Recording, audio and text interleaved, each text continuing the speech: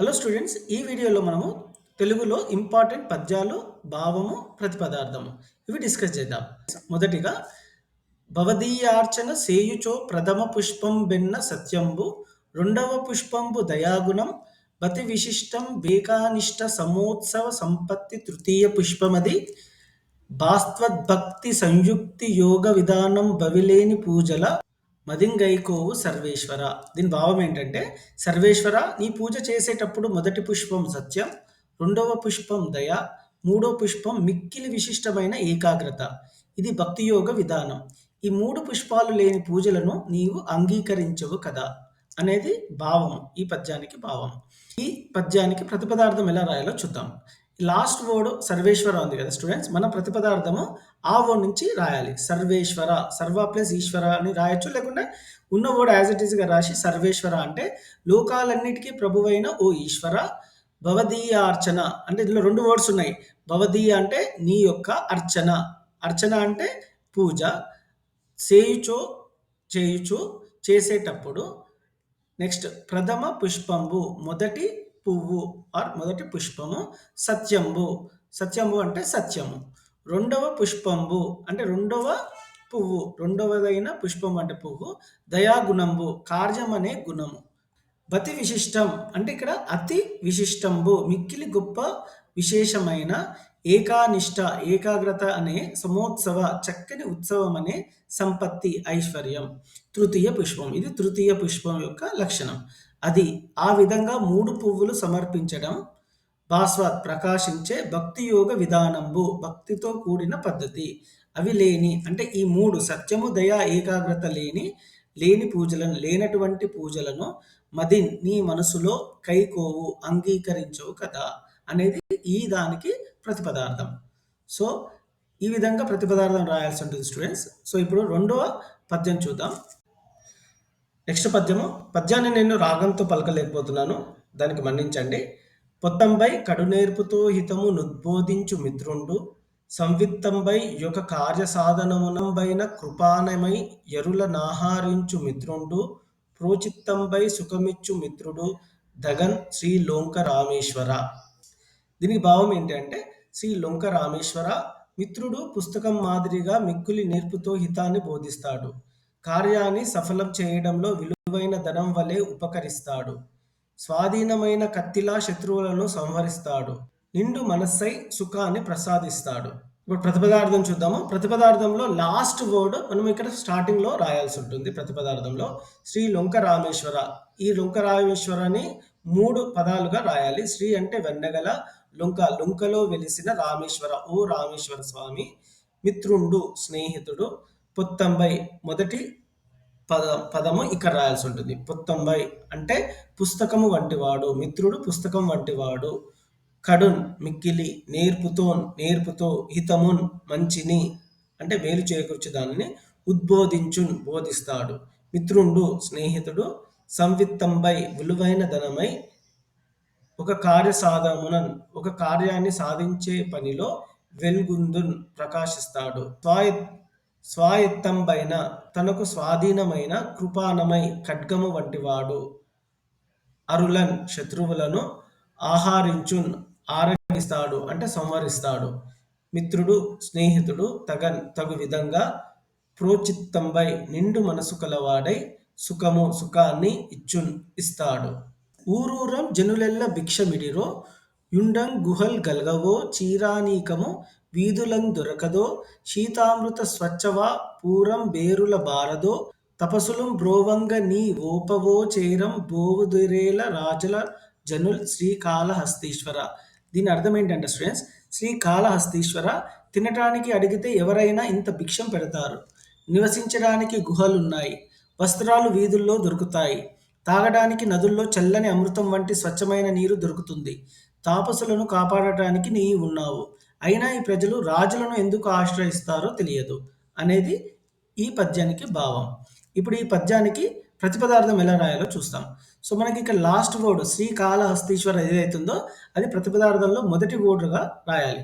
శ్రీకాళహస్తీశ్వర అంటే శ్రీకాళహస్తి క్షేత్రంలో వెలిసిన ఓ ఈశ్వర, ఊరూరన్ ప్రతి గ్రామంలో, జనులెల్లన్ ప్రజలందరూ, భిక్షమిడిరో అడిగితే భిక్షం పెట్టరా. ఉండన్ నివాసం ఉండటానికి గుహలు కల్గవో లేవా. చీరానికము వస్త్రాల సముదాయము వీధులలో అంగళ్ళలో దొరకదా.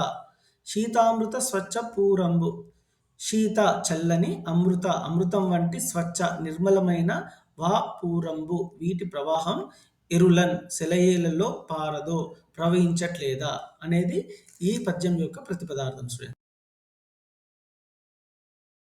వేద పురాణ శాస్త్ర పదవి నదవీయసి అయిన పెద్ద ముత్తైదువ కాశీనగర హాటకపీఠ శిఖాధిరూఢ యయ్యాదిమ శక్తి సంయమివరా.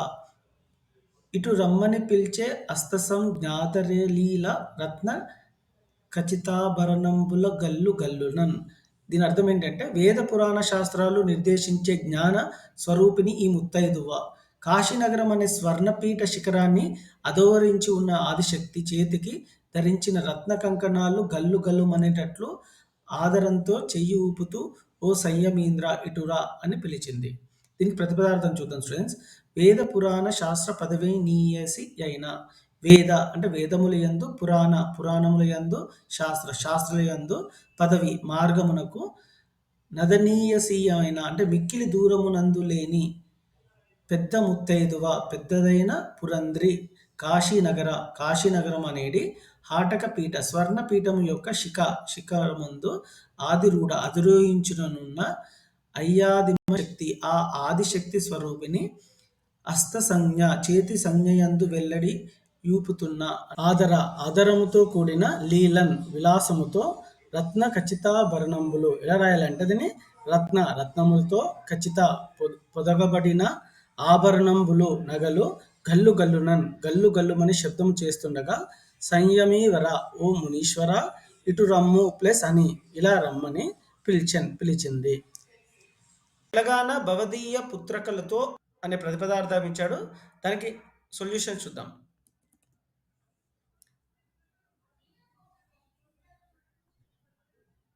సో మీరు ఈ ప్రతిపదార్థాలన్నీ డౌన్లోడ్ చేసుకోవచ్చు. డిస్క్రిప్షన్లో ఉంది లింక్. కులమున్ రాజమున్ దేజమున్. సో ఆ పద్యానికి ఫస్ట్ ముందుగా కవి పరిచయం రాయాల్సి ఉంటుంది, తర్వాత ప్రతిపదార్థం.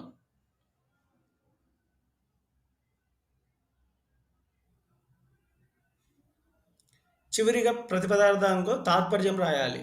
ఇప్పుడు రంగారెడ్డి డిస్ట్రిక్ట్ ప్రాక్టీస్ పేపర్లో ఏ ప్రతిపదార్థాలు ఇచ్చారో చూద్దాం.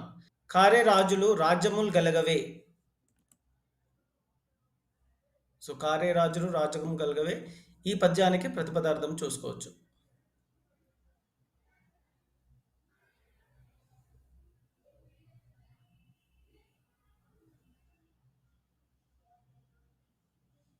చివరిగా తాత్పర్యం. దీనికి ఆప్షన్గా వేద పురాణ శాస్త్ర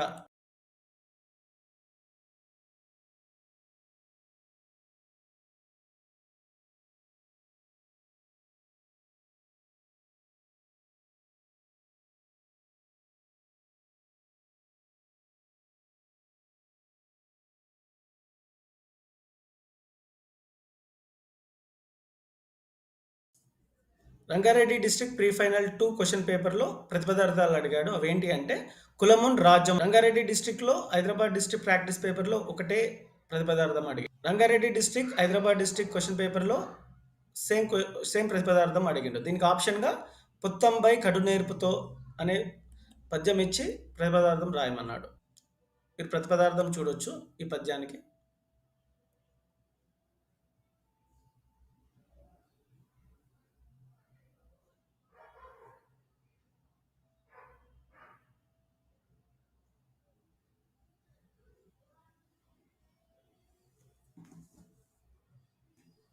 మహబూబ్ నగర్ డిస్ట్రిక్ట్ సంబంధించిన క్వశ్చన్ పేపర్.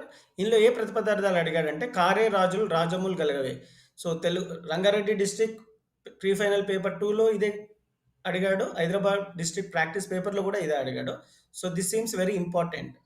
ఇది మేడ్చల్ డిస్ట్రిక్ట్ క్వశ్చన్ పేపర్. దీంట్లో ప్రతిపదార్థాలు ఏమి అడిగాడంటే తెలంగాణమున గడ్డు పోచేను దానికి సంబంధించిన పద్యము ప్రతిపదార్థం.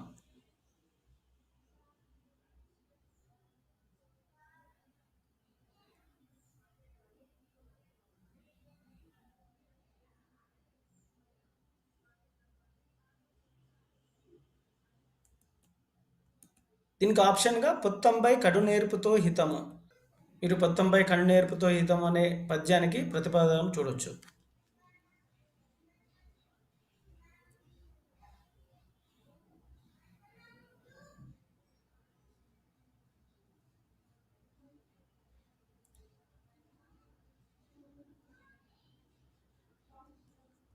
ఈ వర్డ్ డాక్యుమెంట్ మీరు డౌన్లోడ్ చేసుకొని దీనికి ఆన్సర్స్ నేర్చుకోవచ్చు students. All the best for exam.